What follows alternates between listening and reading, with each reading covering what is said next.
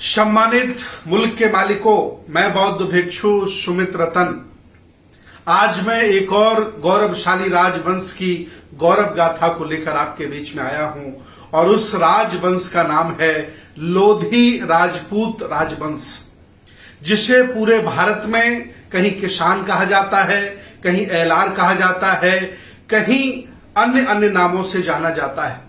मैं आपको बता दूं, ये लोधी राजपूत राजवंश बहुत ही पुराना राजवंश है।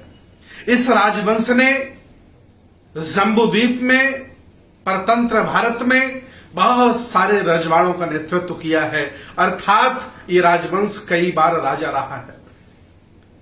ये जाति मध्य प्रदेश के कई भागों में, उत्तर प्रदेश के कई भागों में और उत्तराखंड के कई भागों में और हरियाणा के कई भागों में जमींदार रही और जिनके पास बड़े बड़े रजवाड़े रहे।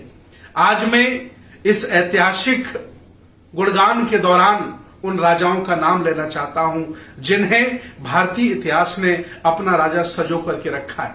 ध्यान दीजिए, पहले राजा हुए इस राजवंश के जगन्नाथ सिंह लोधी, महाराजा गज सिंह लोधी, महाराजा विक्रमजीत लोधी, महाराजा हृदय शाह लोधी, राजा ईश्वर सिंह लोधी, राजा दीवान सिंह लोधी, महाराजा छवि राय लोधी, राजा ब्रह्म स्वरूप जी। ये तमाम वो लोग हैं जो इस देश भारत में अलग अलग भागों के बड़े बड़े जमींदार लोधी राजपूत परिवार के राजा रहे। ये जाति, ये राजवंश हमेशा अंधविश्वास पाखंड से मुक्त रहा। ये लोग हमेशा श्रमण परंपरा के लोग रहे। ये लोग कभी भी हिंसक नहीं रहे। इसलिए आज भी लोधी राजपूत परिवार में मांसाहार निषेध है। ये लोग पहले भी शाकाहारी थे, लगभग आज भी ज्यादातर शाकाहारी पाए जाते हैं। जैसा कि इतिहास बताता है कि ये लोग पहले राजा रजवाड़ों में हुआ करते थे, आजकल ये जानवर पालने में, खेती किसानी करने में ज्यादा रुचि दिखा रहे हैं। अर्थात वर्तमान में स्थापित लोगों ने उन्हें इस हाशिए पर धकेल दिया होगा, ऐसा कहा जा सकता है।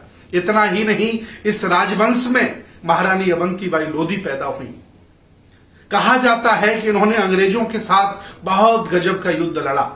जब इनके रजवाड़े के लगभग सभी लोग युद्ध में मारे गए तो रानी ने स्वयं तलवार उठा लेती हैं और अंग्रेजों के साथ लड़ती हैं।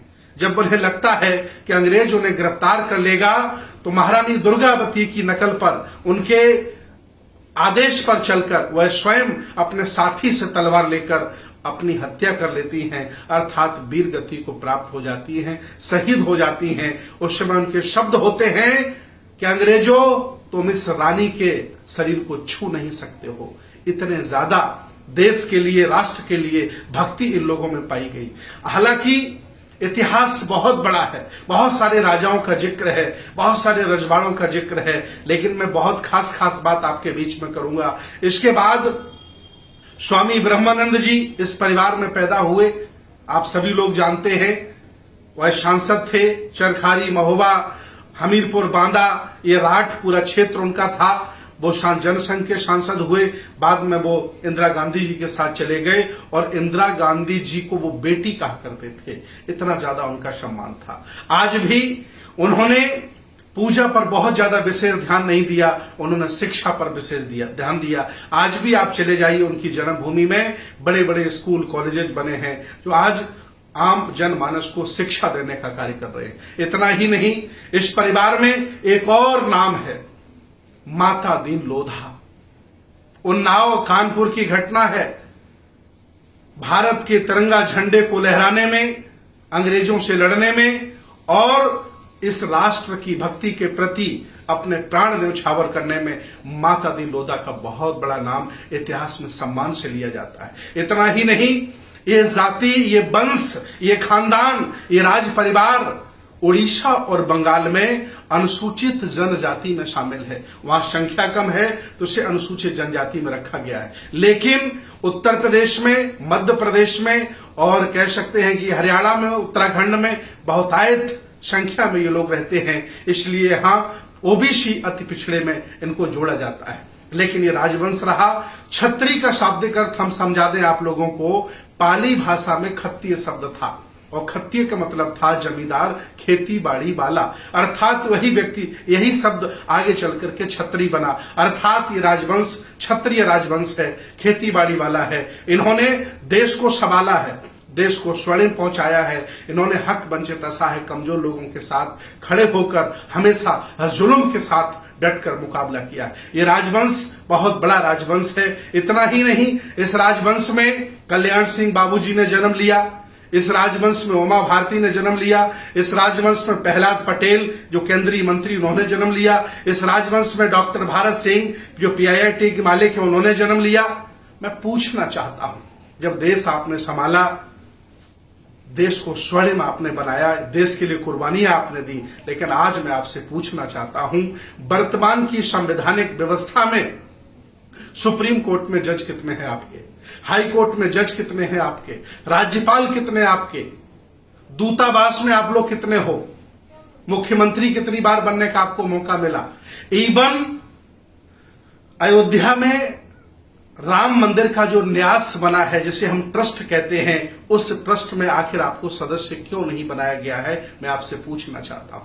आज अगर ये परिवार, ये राजवंश, ये ऐतिहासिक राजवंश आज भी अपने पुरखों की यादों को ताजा करे, उनके पौरुष को पहचाने, तो आज भी मैं दावे के साथ कह सकता हूं कि लोधी राजवंश शासक बन सकता है और अपने सभी भाइयों को साथ लेकर अपने पुरखों की तरह ये शासक बन सकता है। लेकिन ऐसा देखने को नहीं मिलता है। लेकिन फिर भी ये लोग ईमानदार हैं, भले हैं, अच्छे हैं, बहादुर हैं। ये जहां हैं वहां ईमानदारी से लगे हैं। अगर ये खेती भी करते हैं तो ईमानदारी से खेती करते हैं, और जहां है ईमानदारी इनका आभूषण है, ईमानदारी इनकी पोशाक है। इनकी गिनती पूरे भारत में भले लोगों में की जाती है। हालांकि ये पुराने शासक थे, लेकिन मैं अपील करता हूं, ये बुद्ध का भारत, ये श्रमण भारत आज आपको पुकार रहा है। आओ एक बार फिर जागरूक होकर, इकट्ठा होकर, मैं आपको देश का शासक के रूप में देखना चाहता हूं, मैं आपको देश के मुख्यमंत्री के रूप में देखना चाहता हूं, मैं आपको बड़े बड़े पदों पर सुप्रीम कोर्ट में एज ए जज देखना चाहता हूं। मेरी इच्छा है आप लोग आए, जागरूक हों, और जागरूक होकर सबको साथ लेकर भारत की पुनः कमाल संभालें, जैसे अपने पुरखों ने संभाली है। बहुत बहुत धन्यवाद, बहुत बहुत साधुवाद।